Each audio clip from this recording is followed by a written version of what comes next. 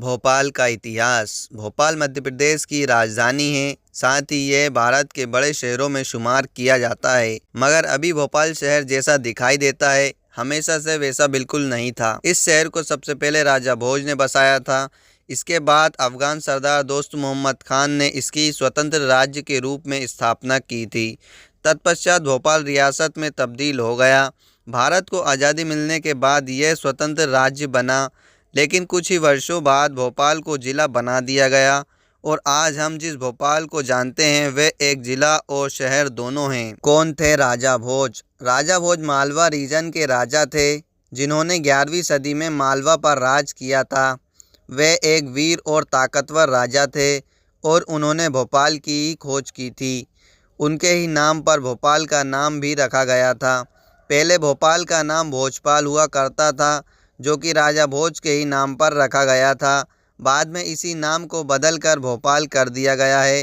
राजा भोज मालवा के राजा हुआ करते थे और उस समय वहाँ की राजधानी धार हुआ करती थी, जहाँ पर राजा भोज ने कई युद्ध लड़े और जीत भी हासिल की थी, जिसमें से उनके 2 युद्ध थे, कलचुरी नरेश गांगे यानी गंगू से और चालुक्य नरेश तेलंग यानी तेली से, जिसमें राजा भोज ने इन दोनों राजाओं को बहुत ही बुरी तरह से हरा दिया था।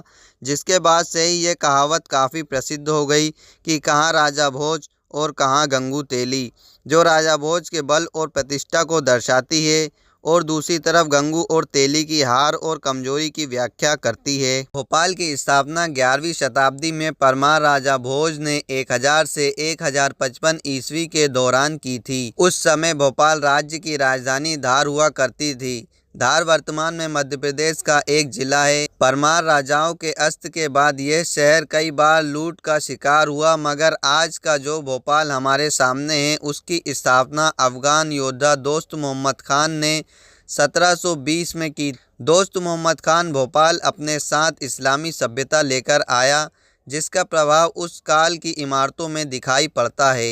इसके बाद 1818 में भोपाल रियासत में तब्दील हो गया, जिसकी बागडोर 1819 से लेकर 1926 तक 4 बेगमों ने संभाली। इसके बाद 1949 तक भोपाल रियासत की बागडोर नवाब हमीदुल्ला खान ने संभाली।